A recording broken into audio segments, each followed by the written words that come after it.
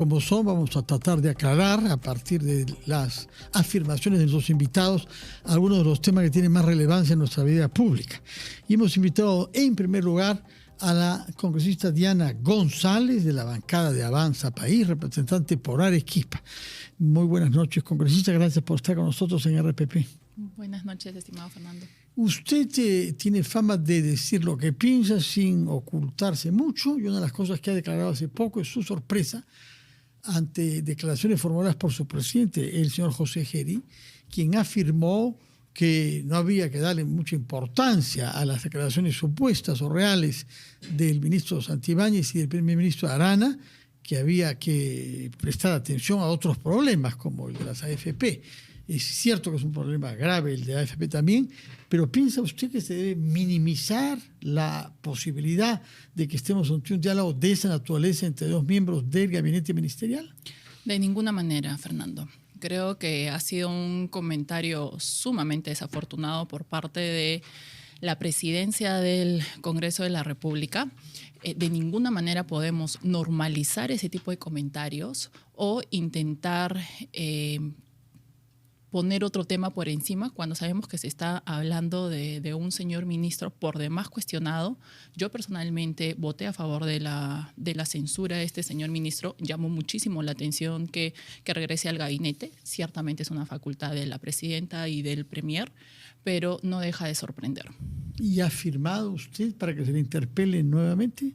Yo no he recibido la moción.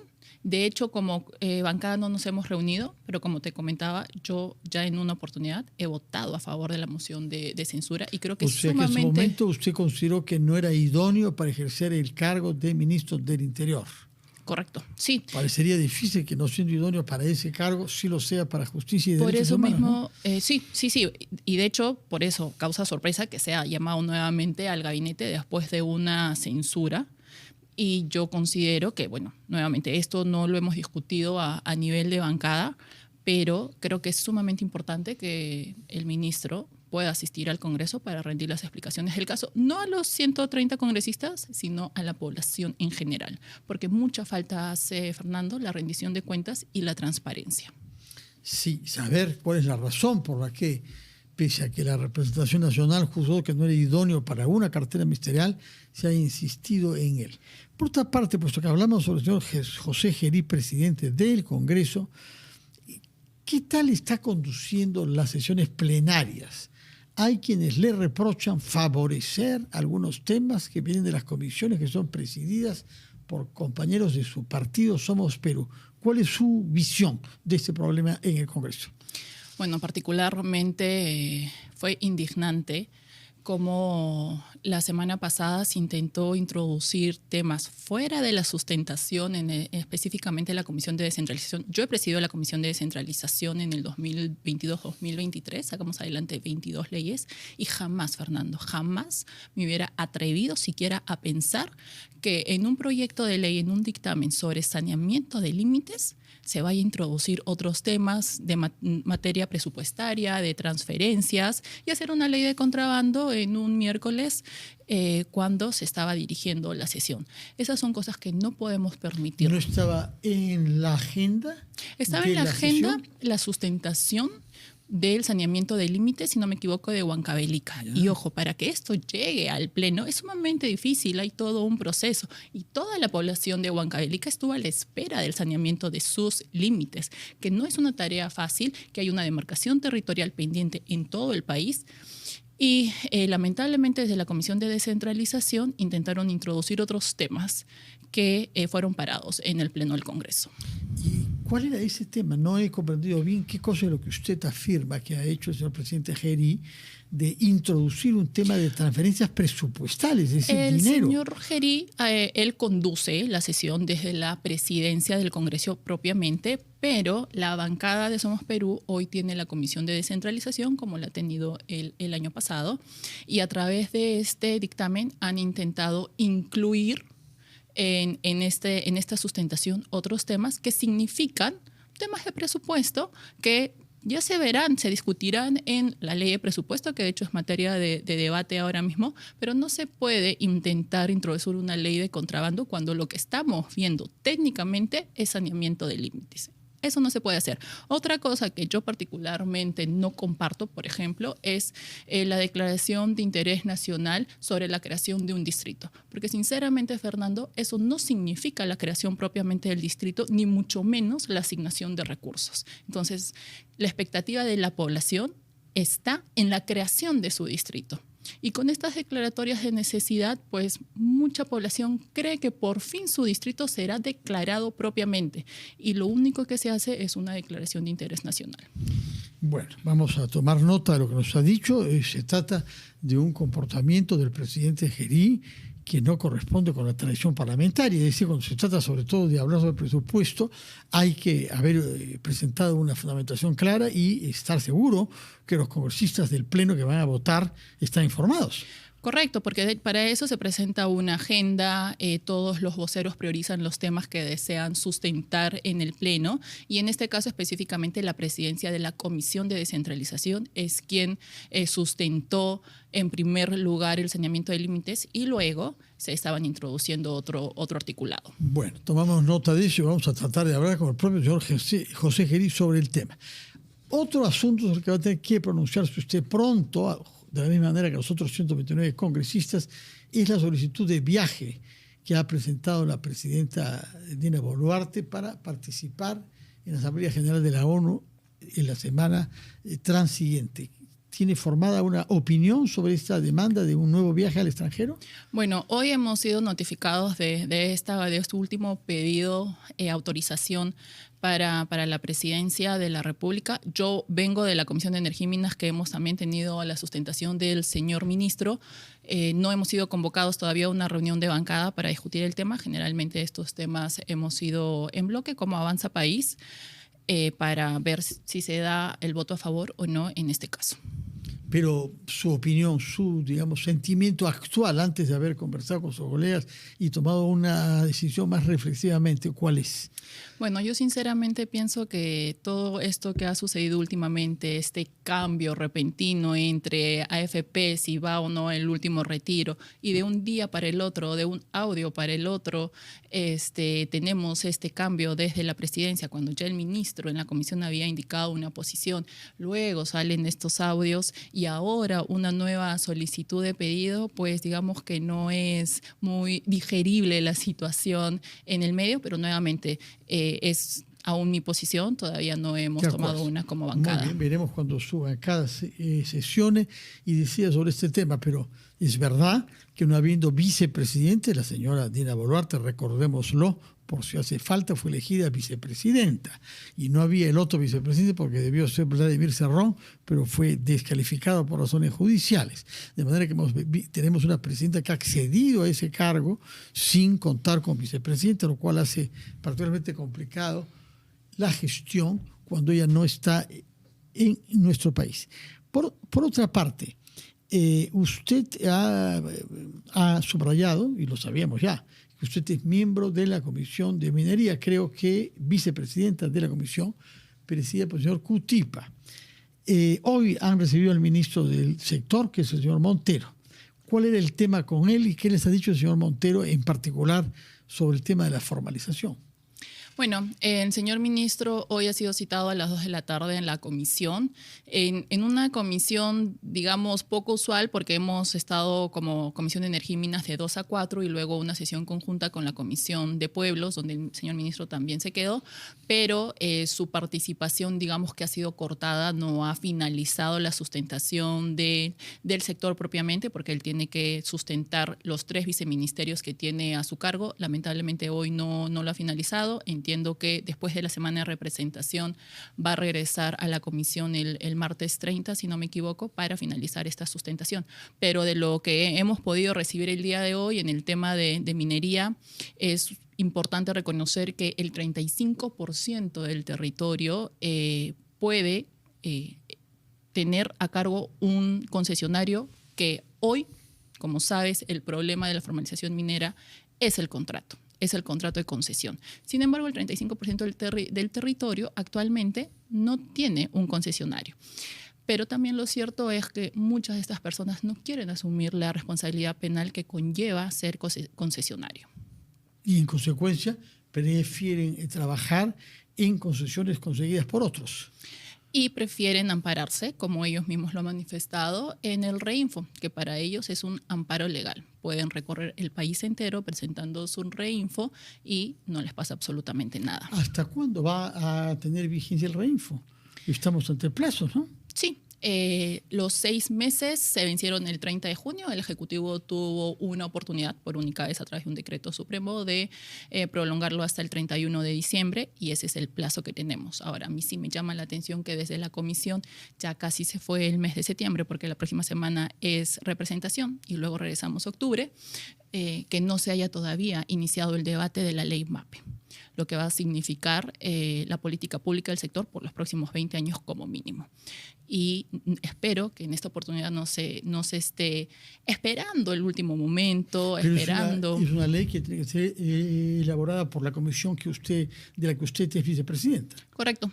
Y es un dictamen que está a cargo de la presidencia. La presidencia tiene la discrecionalidad absoluta tanto de la agenda como del texto, que va a ser sometido a consideración del Pleno de la Comisión en primer lugar, del debate que se pueda originar en este y luego llegar al Pleno. ¿Han recibido en la Comisión de Energía y Minas a qué actores del sector para poder hacer una ley ajustada a la realidad y a las necesidades del país, ¿no? Yo hubiera creído que empecemos a recibir a los actores involucrados desde la primera sesión hábil. Ojo que esta fue una de las últimas sesiones en habilitarse, en instalarse, porque una de las últimas comisiones que se instaló. Perdón, una de las últimas comisiones porque el grupo que finalmente, la bancada que tiene esta comisión no había acreditado a sus miembros, con lo cual se demoró. ¿Qué bancada es? Juntos. Juntos. Y correcto. El presidente Cutipa es miembro de Juntos. Sí. ¿Que es el partido del señor Roberto Sánchez? Sí, quien pide la prórroga del Reinfo, quien pidió la inclusión de los 50.000 registros que habían concluido su proceso de formalización al 30 de junio.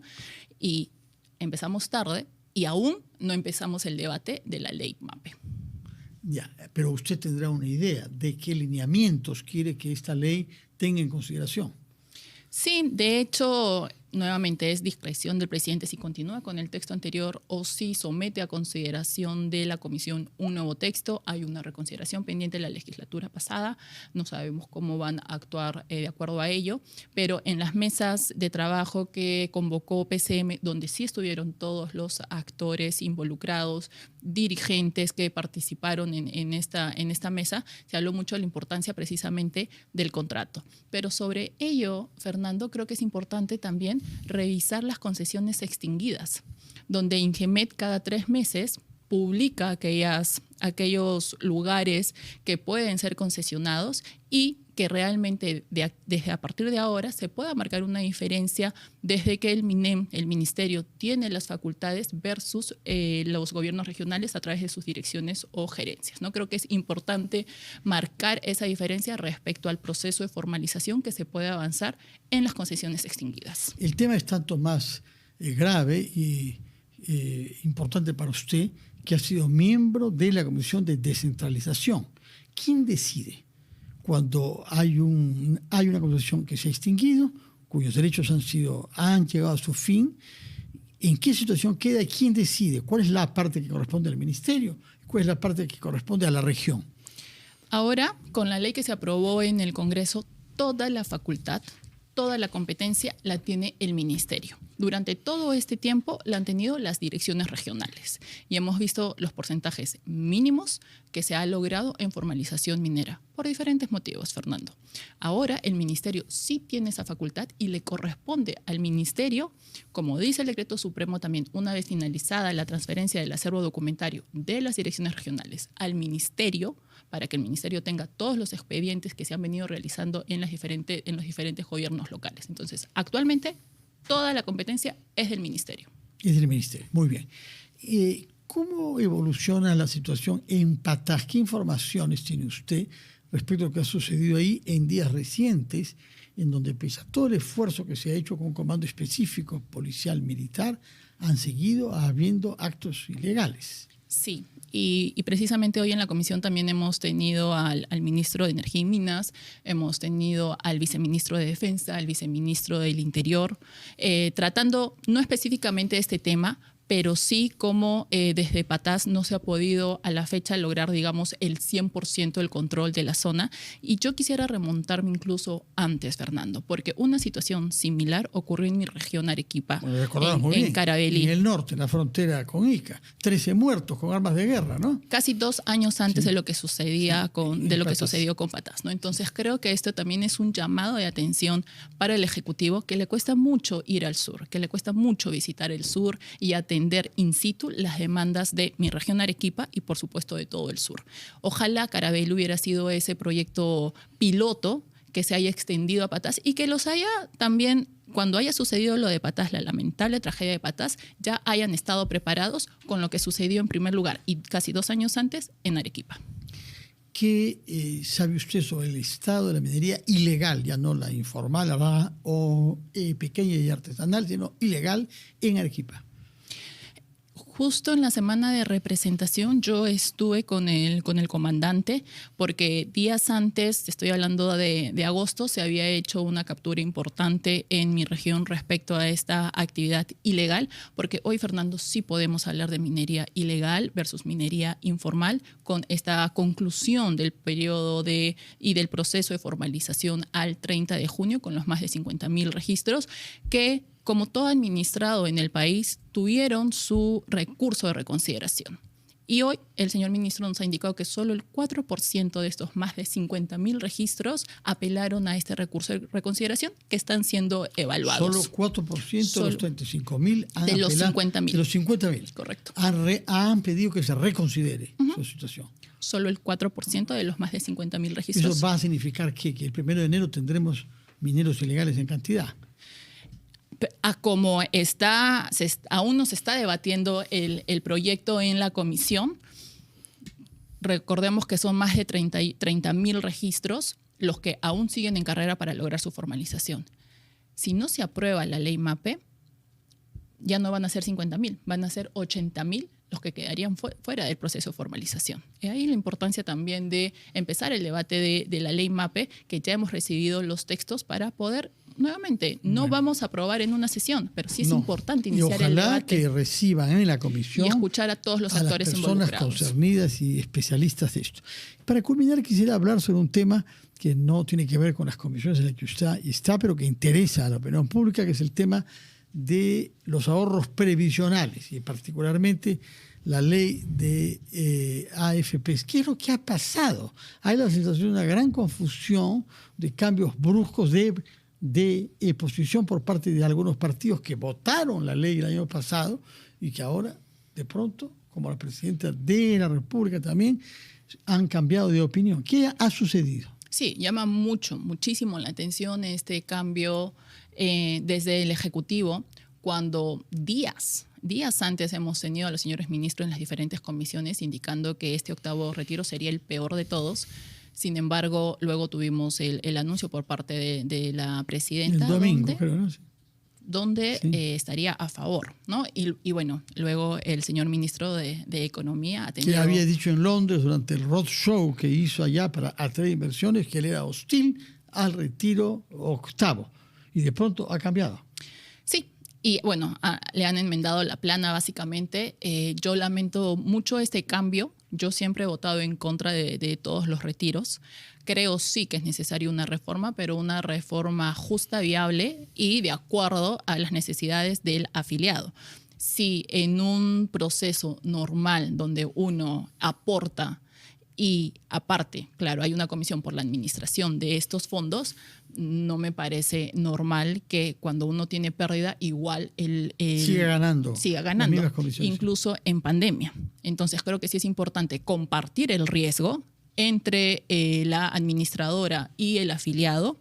Y como en todo lugar, Fernando, si yo vendo carros, si yo vendo X cosas, yo voy a tener una comisión siempre y cuando realice bien mi trabajo, siempre y cuando venda el producto. No voy a tener una comisión si es que no hice mi trabajo. Sin duda. ¿Sería usted favorable a que los independientes aporten también como los asalariados? Yo Considero que en el Perú no tenemos una cultura de ahorro. Sí me preocupa muchísimo qué es lo que va a pasar con los millones de peruanos que al día de hoy ya no tienen un sol en su fondo, porque finalmente van a ser los jóvenes, los que vienen, los que se integren a la población económicamente activa, quienes soporten el peso de los que más adelante seamos adultos mayores y no tengan fondos en sus cuentas. Creo que es un tema sumamente debatible, pero nuevamente creo que las administradoras tienen que compartir el riesgo y deben comisionar siempre y cuando haya rentabilidad. Muy bien, señora Diana González, congresista de Avanza País. Muchas gracias por su presencia, la respuesta que nos ha dado a los temas que le hemos preguntado. En primer lugar, respecto del actual ministro de Justicia, el señor Santibáñez, así como el presidente José Gerí y sus declaraciones a propósito de Santibáñez justamente, pero también su actitud al introducir un tema que no estaba previsto, de la manera como lo hizo en el pleno del miércoles pasado. Yo nos he informado y después hemos hablado de los temas de su especialidad, que se la da el ser miembro de la Comisión de Energía y Minas. Y además a arequipeña, que conoce lo que sucedió efectivamente en Carabalí, que dejó un saldo de 13 muertos por una banda armada que usó armas de guerra que habían sido llevadas aparentemente desde Lima con total impunidad. Muchas gracias por su presencia y muy buenas noches.